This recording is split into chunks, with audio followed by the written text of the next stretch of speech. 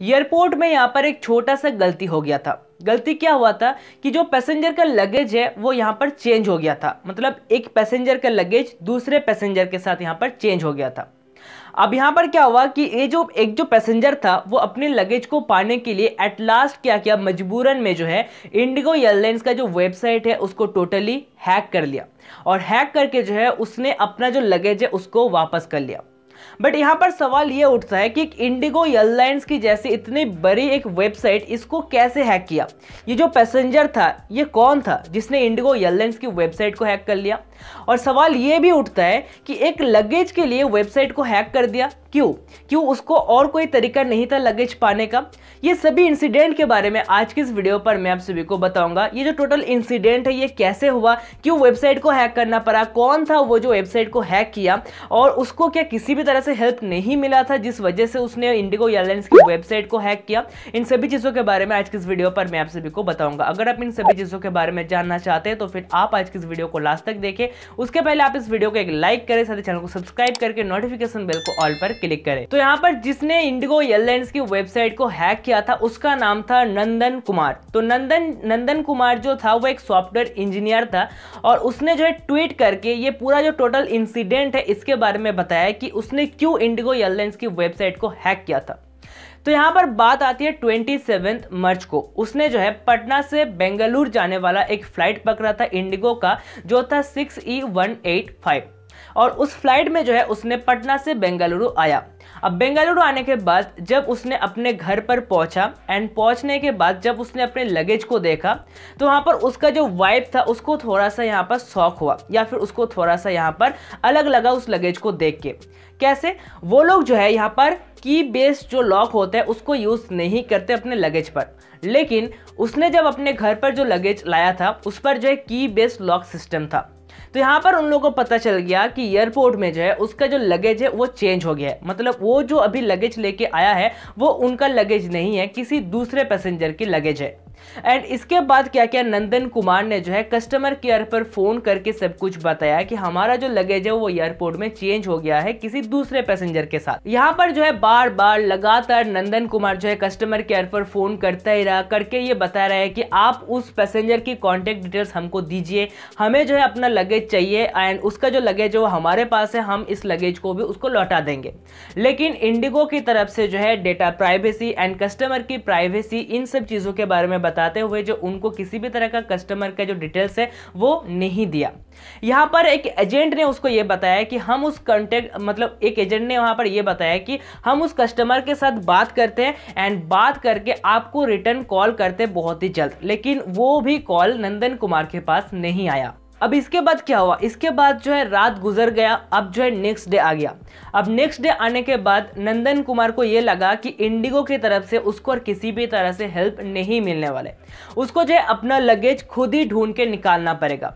तो इसके बाद उसने क्या किया कि वो जो जिस दूसरे पैसेंजर का जो लगेज था उसके पास उस लगेज पर जो पीएनआर नंबर होता है उस पीएनआर नंबर की मदद से जो है इंडिगो की वेबसाइट से जो है उस पैसेंजर को ट्रैक करने की कोशिश किया नंदन कुमार ने। लेकिन जो है उस पीएनआर नंबर की मदद से जो है उस पैसेंजर को इतना एप्रोप्रिएटली ट्रैक नहीं किया गया।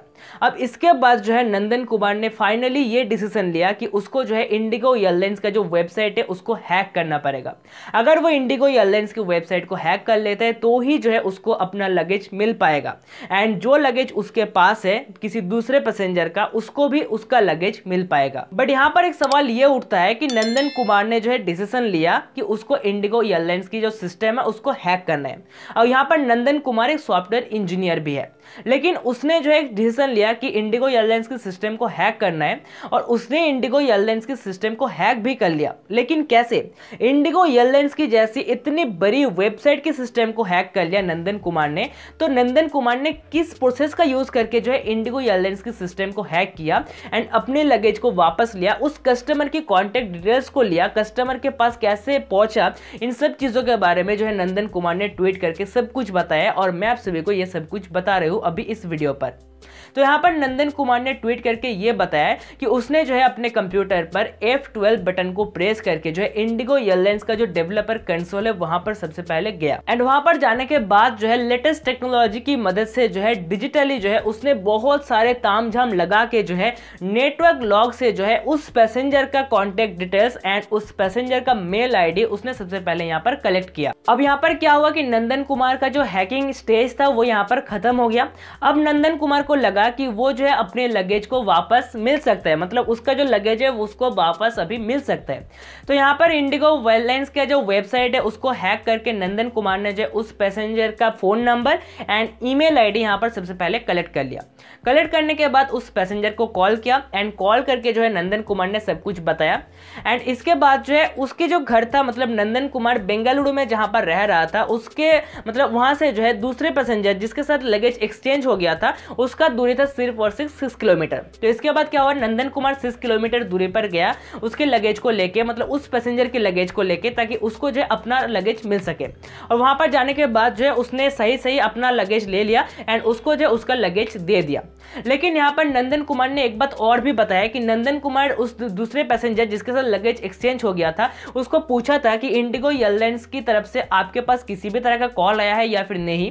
तो यहाँ पर उस पैसेंजर ने नंदन कुमार को यह बताया था कि इंडिगो एयरलाइंस की तरफ से जो उसके पास किसी भी तरह का कॉल नहीं आया था इस मामले में, या फिर इस मामले से जुड़ा हुआ कि लगेज चेंज हो गया है इस मामले में। लेकिन नंदन कुमार जब भी यहाँ पर इंडिगो एयरलाइंस की कस्टमर केयर पर फोन करके सब कुछ बताता था तो कस्टमर केयर की तरफ से नंदन कुमार को एक ही यहाँ पर रिप्लाई दिया जा रहा था कि वो जो है उस पैसेंजर के साथ कांटेक्ट करने की कोशिश कर रहा है या फिर कांटेक्ट कर भी चुका है, लेकिन वो जो पैसेंजर है इंडिगो एयरलाइंस को किसी भी तरह का हेल्प नहीं कर रहा है या फिर इंडिगो एयरलाइंस को किसी भी तरह का रिप्लाई नहीं दे रहा है ताकि नंदन कुमार को इसकी मदद से थोड़ा सा हेल्प हो सके। अब ये इंसिडेंट हो जाने के बाद जो है इंडिगो एयरलाइंस की तरफ से ये बताया गया है कि जो कस्टमर इंडिगो एयरलाइंस का जो कस्टमर है वो जो है अपने प्रोटोकॉल को यहाँ पर फॉलो कर रहा था, मतलब उसका ये प्रोटोकॉल है कि किसी भी कस्टमर की डिटेल्स जो है दूसरे कस्टमर के साथ नहीं शेयर कर सकता है। तो वो उस लोगों ने जो है यही फॉलो किया था, मतलब नंदन कुमार को जो है उस कस्टमर की डिटेल्स को नहीं दिया था।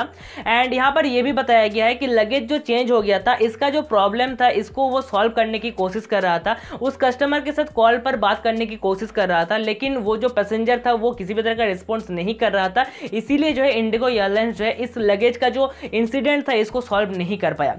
लेकिन नंदन कुमार ने जो है इंडिगो एयरलाइंस के वेबसाइट को हैक करके उस कस्टमर के जो डिटेल्स है उसको लेके उसको कॉल करके उसने जो है खुद अपने जो प्रॉब्लम है इसको सॉल्व कर लिया। ये तो बहुत ही बढ़िया चीज हुआ है, लेकिन बात यहां पर यह आता है कि इंडिगो एयरलाइंस की जैसे एक वेबसाइट को हैक कर लिया, कैसे हुआ? इंडिगो एयरलाइंस इतनी बड़ी वेबसाइट है, क्या इसमें सिक्योरिटी नहीं है? क्या इसमें अच्छी तरह से इसको देखभाल नहीं किया जाता है? किस तरीके से जो है इसने यहां पर हैक कर लिया इंडिगो एयरलाइंस की वेबसाइट को? ये बहुत ज्यादा सोचने वाली बात है। तो ये था पूरा इंसिडेंट। अगर आपको ये वीडियो पसंद आया है तो वीडियो को एक लाइक करें, साथ ही चैनल को सब्सक्राइब करके नोटिफिकेशन बेल कॉल पर क्लिक करें ऐसे इंटरेस्टिंग वीडियोस और भी देखने के लिए। मिलता हूं मैं आप सभी से किसी दूसरे वीडियो पर, तब तक के लिए जय हिंद, वंदे मातरम।